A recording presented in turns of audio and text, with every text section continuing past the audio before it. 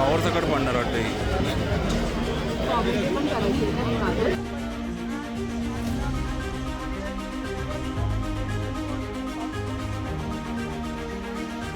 हां हां.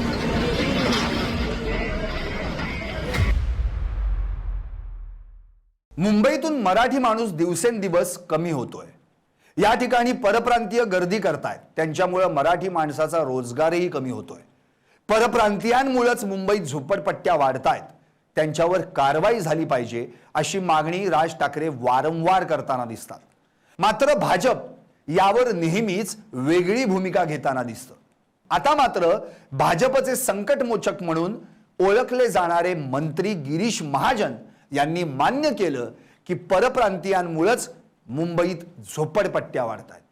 याच व्हिडिओतून पाहूयात की राज ठाकरे यांनी परप्रांतीयांबाबत काय भूमिका घेतली होती. आता गरीब नगरमध्ये कारवाई झाल्यानंतर गिरीश महाजन यांनी कोणतं वक्तव्य केलंय. गरीब नगरमध्ये कोर्टाच्या आदेशानंतर रेल्वेकडून कारवाई करण्यात आली. कारवाई वेळी या ठिकाणी काही समाजकंटकांनी दगडफेक केली, त्यामुळे पोलिसांना लाठीचार्ज करावा लागला. या दगडफेकीत काही पोलीस जखमी झाले. गरीब नगरमध्ये मोठ्या प्रमाणावर पोलिसांचा बंदोबस्त तैनात करून ही जागा बुलडोझरच्या साह्यानं मोकळी करण्यात आली. या जागेची किंमत 600 कोटींहून अधिक रुपयांची असल्यानं ही कारवाई करण्यात आल्याचा आरोप काही जणांनी केला. मात्र ही जागा रेल्वेची होती आणि या ठिकाणी काही जण अवैधपणे कब्जा करून झोपड्या निर्माण करून राहत होते. रेल्वेच्या कारवाईनंतर विरोधकांनी देखील सरकारला धारेवर धरलं. पावसाळ्यापूर्वी कारवाई करणं चुकीचं असल्याचं विरोधकांनी म्हटलं. विरोधकांना प्रत्युत्तर देताना भाजपचे मंत्री गिरीश महाजन यांनी झोपडपट्ट्या परप्रांतीय निर्माण करत असल्याचं विधान केलं. मग यावरूनच राज ठाकरे एवढ्या वर्षांपासून जे बोलत आहेत त्यात चुकीचं काय होतं असा प्रश्न निर्माण झालाय. राज ठाकरे नेहमी आपल्या भाषणात सांगतात की मुंबईत परप्रांतीयांमुळे झोपडपट्ट्या निर्माण होत आहेत, त्यांच्यामुळे लोकलवर महापालिकेवर ताण पडतोय, भूमिपुत्रांच्या हातातील रोजगार जात आहेत. मात्र भाजपनं राज ठाकरेंवरच टीका करत या गोष्टींकडे दुर्लक्ष केलं. मात्र आता गिरीश महाजन यांनी देखील बांगलादेशी आणि परप्रांतीयांमुळेच झोपडपट्ट्या निर्माण होत असल्याचं म्हटलंय. गिरीश महाजन यांनी काय म्हटलं आहे डिटेल्समध्ये पाहूया. दररोज लोक रस्त्यावर बसत असतील, दररोज झोपड्या निर्माण करत असतील तर काय करायचं? अशा वेळी अतिक्रमण कारवाई तर करावीच लागेल. परप्रांतीयांमुळेच झोपड्या वाढल्या आहेत हे खरं आहे.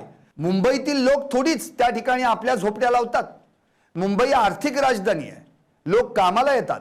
मात्र सरकारी जागांवर जर अतिक्रमण केलं तर रेल्वे चालेल कशी? ट्रॅफिक मुक्त मुंबई कशी होईल? बांगलादेशी आहेत त्यांच्यावर कारवाई सुरू आहे.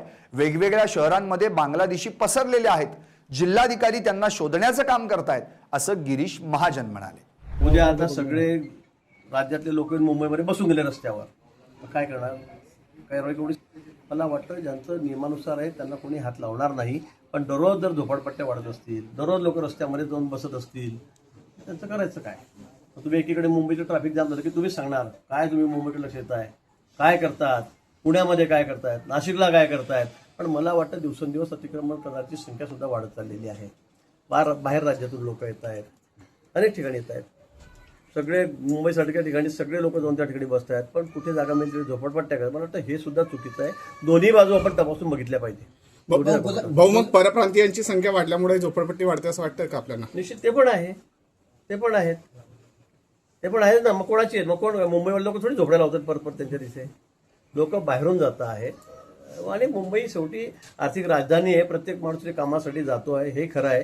पण तुम्ही आता कुठेही घरं बांधाल, कुठेही झोपड्या टाकाल सरकारी जागांमध्ये, मग पुढे मग काय करायचं? रेल्वे चालेल कशी? ट्रॅफिक कशी सुरळीत होईल?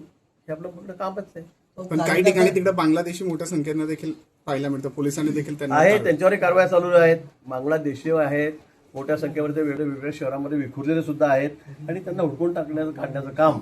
यावर राज ठाकरेंनी अनेक वेळा परप्रांतीयांवर कारवाई करण्याची मागणी केली होती. परप्रांतीयांमुळे मुंबईत झोपडपट्ट्या वाढतायत आणि लोंढे कमी केले पाहिजेत. मुंबईची भौगोलिक क्षमता संपली असून बाहेरून येणाऱ्या लोंढ्यांमुळे पायाभूत सुविधांवर ताण पडतोय.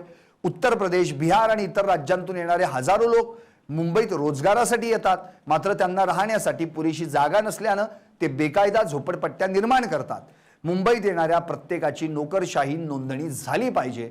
मुंबईत येणाऱ्या व्यक्तीकडे राहण्याची व्यवस्था आणि रोजगाराचे वैध साधन आहे की नाही हे तपासलं पाहिजे, अन्यथा मुंबईचा धारावी व्हायला वेळ लागणार नाही। टॅक्सी, ऑटो चालक, बांधकाम मजूर या क्षेत्रांवर परप्रांतीयांचं वर्चस्व निर्माण झाल्यानं स्थानिक मराठी तरुणांना रोजगार मिळत नाहीये। मुंबईत मराठी भाषेची सक्ती, दुकानांवर मराठी पाट्या लावण्याची मनसेची आंदोलनं याच भूमिकेतून झाली आहेत।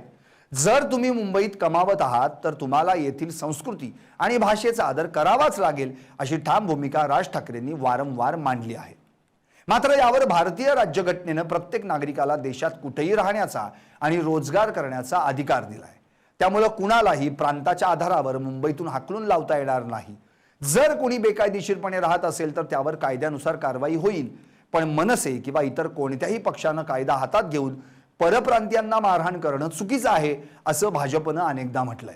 मात्र आता भाजपचे मंत्री गिरीश महाजन यांनीच परप्रांतीयांमुळे झोपडपट्ट्या वाढत असल्याचं मान्य केल्यानं मनसेकडून भाजपवर टीका होण्याची शक्यता आहे।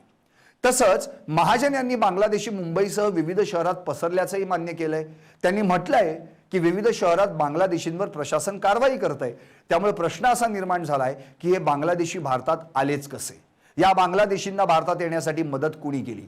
तसंच केंद्र सरकार या बांगलादेशींना सीमेवर रोखण्यासाठी अपयशी ठरलंय का? पाकिस्तानी देखील बांगलादेशच्या माध्यमातून भारतात घुसलेत का? असे अनेक प्रश्न निर्माण झाले असून याची उत्तरं प्रशासनाकडून मिळणं अपेक्षित आहे। Bureau report, LS Marathi.